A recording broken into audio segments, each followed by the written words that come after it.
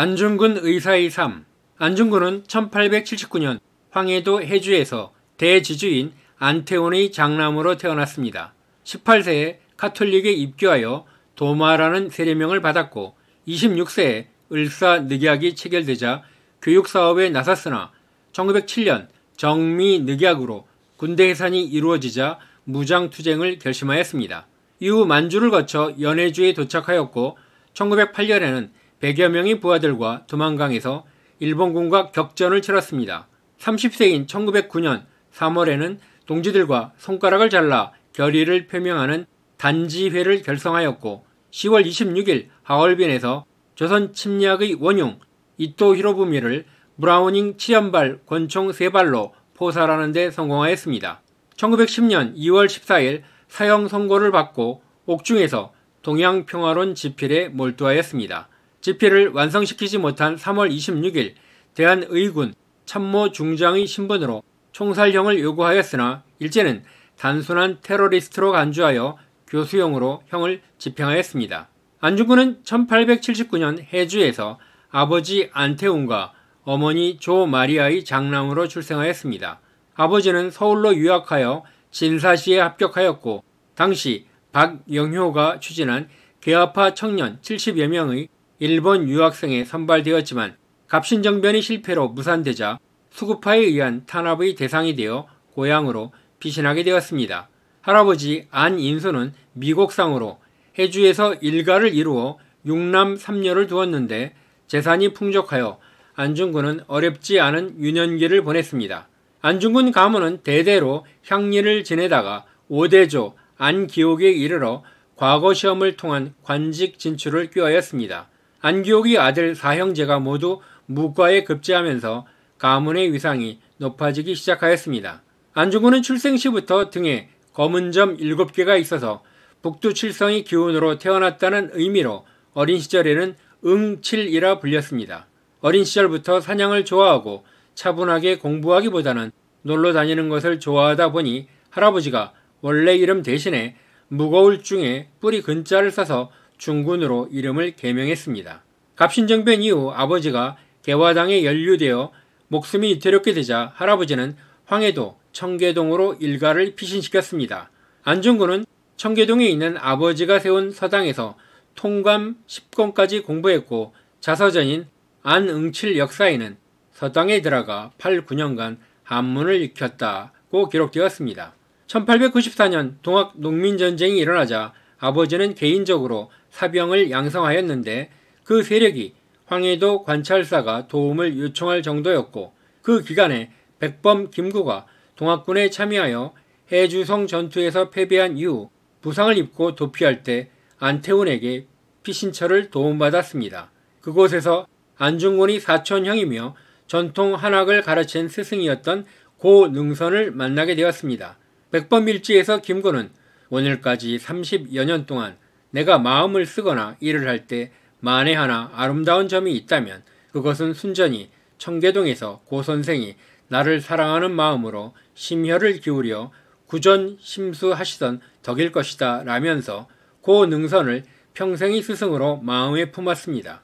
1897년 안중근은 아버지를 이어 천주교 신부였던 조세프 빌렘으로부터 도마라는 영세명을 받았습니다. 빌렘 신부는 프랑스인이었지만 독일 국적으로 1883년에 사제가 되었고 말레이시아를 거쳐 조선에 도착할 때에는 29세였습니다. 황해도 전담 사제가 되어 청계동 공소에서 거행된 세례식에서 18세의 안중근을 처음 만났습니다.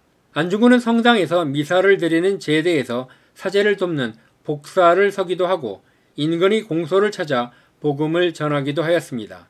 빌렘 신부에게 프랑스어를 배우고 유럽과 미국의 독립 이야기도 듣고 대학의 필요성을 나누는 대화도 하였습니다. 6살부터 한학을 배웠던 안중근은 성당에서 세계사의 흐름을 접하게 되었습니다. 1905년 을사조약이 체결되자 안중근은 국권 회복을 위하여 중국 상해에 도착하였습니다. 상해의 한 성당에 갔다가 이웃 재령 본당 신부였던 르각 신부를 만나게 되었습니다. 서로 안부를 묻고 안중근이 독립운동을 하러 조국을 떠나 망명하려고 한다고 하자 신부는 자기 신의 생각을 소개하면서 나라를 구하려면 오히려 나라에 남아 있으면서 실력을 키워야 한다고 조언하였습니다. 이 말에 안중근은 고향에 돌아와 가족들과 평남, 진남포로 이주하였습니다. 르각 신부의 충고를 따라 서우학회에 가입하고 비밀 결사였던 신민회와도 일정한 연관을 맺고 있었습니다. 진남포에서 사문학교를 설립하고 돈의 학교를 인수하여 애국 계몽운동에 진력하였습니다.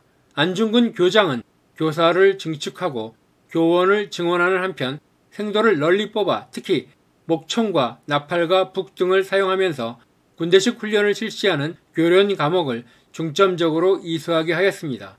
그 결과 1908년 9월 15일 개최된 황해도와 평안남북도 등 3개 도내에 위치한 80여 개 학교가 참가한 운동회에서 3등이라는 우수한 성과를 거두었습니다.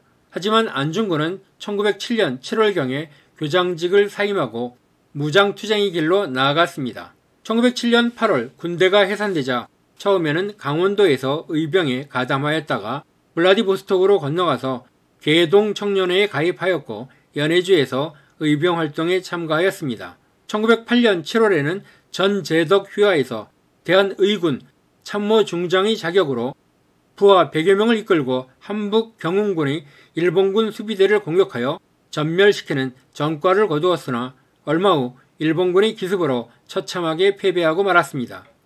이 일로 부대는 해체되고 말았습니다. 1909년 초 11명의 동지들과 단지회를 결성하고 재개를 위하여 노력하다가 10월 26일 이토 히로부미가 러시아와의 회담을 위하여 하얼빈에 온다는 소식을 접하고 우덕순, 조도선, 유동화와 함께 이토 암살을 모의하였습니다.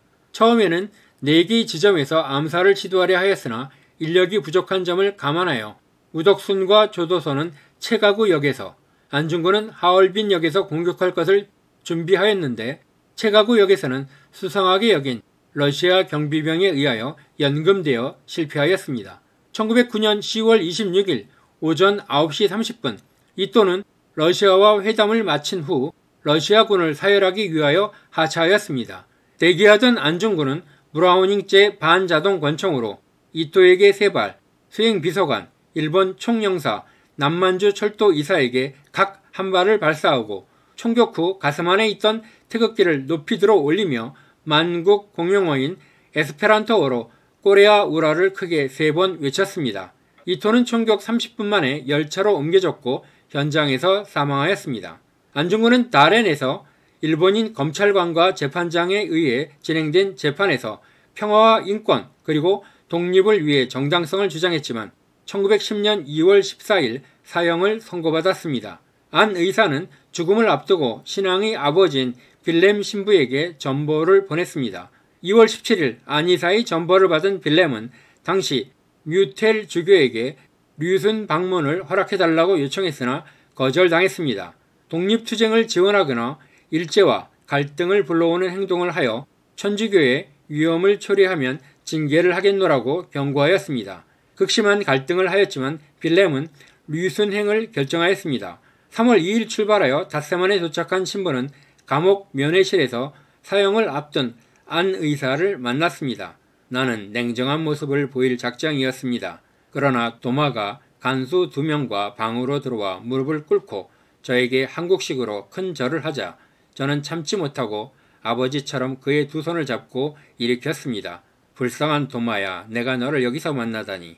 빌렘 신부는 나흘간 4번 면회하고 고해성사와 성체성사를 주었습니다.